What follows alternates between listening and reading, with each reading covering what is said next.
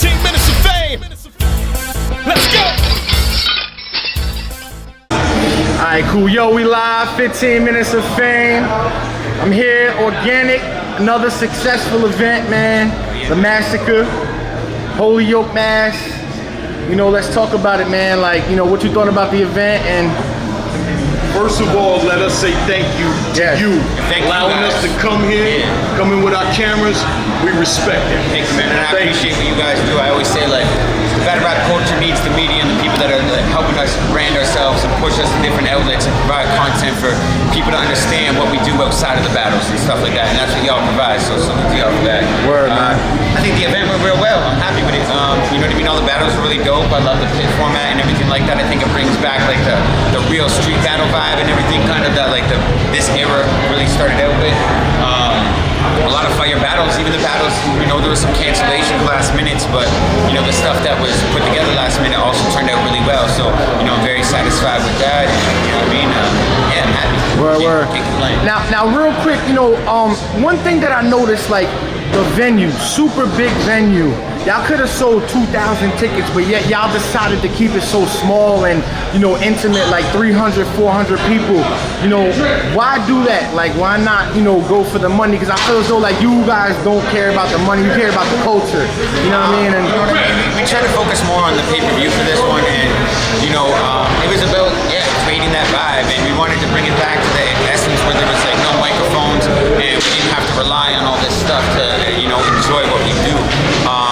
You know, it's pretty much that, and the footage, all the fans said they want the footage like that. We're always trying to do what's good for the fans, you know what I mean? Like, we really are trying to be interactive with them all and listen to what they're saying. So it's one of those things, man, like, you know, they wanted the pit battles back, they wanted to close intimate format, so we had to do what we had to do. And shout out to Nakaya, man, he made this happen. Shout out to Lush, you know what I mean? Everyone that worked on this, man, the whole team, King Fly, Avocado, Avi, you know, Gully Bishop, you know, everyone killing it, J-Pro. It's crazy. Now, real quick to the pit format, it seems like y'all are going back to that a little bit. You know, the blackout, y'all had the mics, but you just had to back to the basics. You know, tonight was a pit format, you got back to the basics 2 coming out. You know what I mean? The pit format, is that something that y'all are going to continue with? And, you know, why go back to that? Like, I wish we never left it. You know what I mean? If it weren't for finding the right type of venue to make it happen in, you know what I mean? When we first started out, we lucked out. We had a venue in Toronto called XS Nightclub, and it was really perfect for the pissed out format. But other than that, it's hard to find a venue that has like a flat foreground and everything that you can actually, you know, create that atmosphere in and still be able to pull in revenue and do that. So I think the pit battles are always just kind of the true essence of this battle format. You know, we didn't start off in big concert theaters or anything, and I think like it kind of makes people get the nostalgia feeling of like, you know, being a fan of something for so long that you're seeing it do its full cycle. And I always say, I feel like bars and the way people rap always has this full cycle. You know, we have now 2-on-2s are coming back, and that's something that this format almost started out with. You know, you can see the styles kind of evolving, where people are bringing back more comedy in the battles. You know, and they're considered classics again. Where a long time that was almost shamed down on, you know, conceited and dumbfounded. You know, is a perfect example of that. And that's already almost got 1 million views, man. So I've been on YouTube for a month. Word. You know? Now, the pay-per-view thing, you know, most leagues don't do it because they feel like it's dangerous, yet y'all are able to do it and, you know, not worry about the whole bootleg thing, you know what I mean? Is that something that you guys talk about beforehand, or, you know? It's not worrying about the bootleg, and obviously we'd like that to stop, but I mean, it's not really viable to, you know, fund these events with only ticket sales, you know what I mean? We need to rely on pay-per-view and everything like that, and, you know, that's kind of what we built our format on, and that's how we're able to focus more on our pay-per-view, create a pay-per-view system, and focus a lot of our attention on that to bring in the revenue to make sure we can afford the battles that the fans want to see.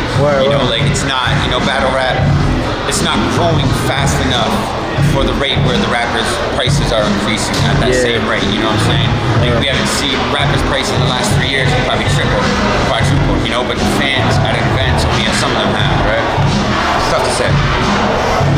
Word. Now, you know, real quick, you know, I also, you know, I seen the fans on Twitter. I don't know if this is something that you want to address, but, you know, the Nome 5 pay-per-view, they just did pay-per-view for the first time URL. It was kind of linked with your pay-per-view somehow. There was some tweets sent it out, and, you know, it was linked to it. You just want to clear that up, or? Fly adding geotags to stuff on the site, you know what I mean, which can create a link in that. I don't know, you can go to the forum. obviously we wouldn't do anything like that. Yeah. You know, we're promoting Smack's event while they're doing the pay-per-view. Yeah. You know what I mean? You can go check the history on the tweets. Like, that's just stupid for people to assume or something like that. Obviously not. You know what I mean? We've been doing this for a long time. Yeah. Right? I try to be as politically correct as possible when it comes to battle rap. I'm not someone that's like out there really instigating beefs or trying to put down other people or anything like that. You know? So, Yeah, definitely, you know, definitely we obviously love that. wouldn't do anything. Like, you know, I've been to Smack events, so I'm not gonna, you know, that's you know. Now, you know what to say about that? It's one of those things where it's like, you know, I don't know.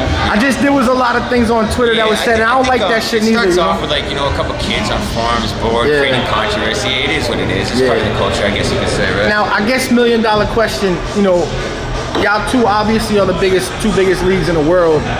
What are the chances of, you know, King of the Dot and Smack maybe coming together and, you know, doing a co-event and, you know, King of the Dot against Smack, maybe judge battles or something? I mean, it's just the logistics behind it that would be confusing, you know what I mean? Like the revenue splits, the product, you know what I mean?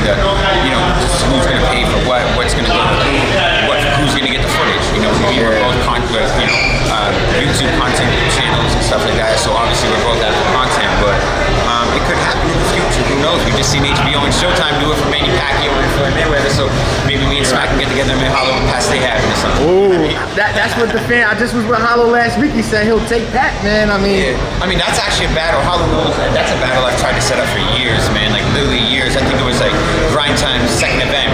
I was trying to get past the second Grind Time New York event, I was trying to get Pat and Hollow up in Toronto and everything like that, but you know, it's just one of those things. I feel like they're both the two best in the world. They got their own character and their own demeanor. They're different than other people. You know what I mean? And they got this aura behind both of them. So I think it makes for a good battle. You know. Word. The future of King of the Dot. You know what I mean? We just had Blackout. You guys are setting trends with, you know, doing the battles like that, not telling the people. In the future, what does the future hold for King of the Dot, man, 2-3 years from now? And, you know, where do you see the battle rap culture, you know, going then?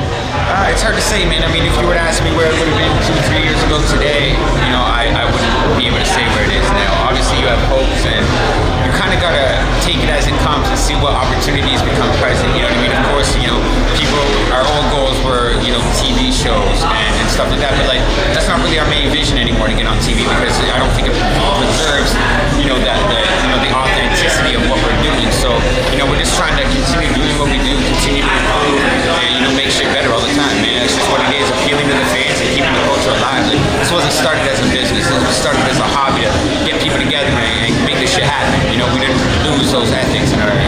You know what I'm saying? Well, yo, I'm gonna let you go. I know you want, you know, you probably ain't drink all day, man. First beer of the Drinking day. Red beer, man. I'm drinking Red Bull. I drove. Word. Now, yo, I just want to thank you again, man. Yo, every time I see you, it's always love. Yeah, you know, man. you guys take care of us. You know what I mean? Yo, anything you got to promote, man? Anything? Not even, man. Just shout out to Nakaya for making this event happen, bro. Like, he really, you know, did a lot to do this. A lot of the vision behind this event was from Nakaya. So shout out to him, man. You know what I mean? That's pretty much it. You know, everyone that follows and supports, man, it's appreciated. You know, this shit wouldn't be alive without y'all. So. Is the pay-per-view still up for sale, though? Yeah, Can they course, still man. purchase you can it? get that for 30 days, man. So King of the Dot? KOTDTV.com. Word, man. Organic. Thank you, man. Salute, brother. You are now listening to 15 Minutes of Fame Radio. Let's go! 15 minutes of fame radio. We're now stepping into 15 minutes of fame radio.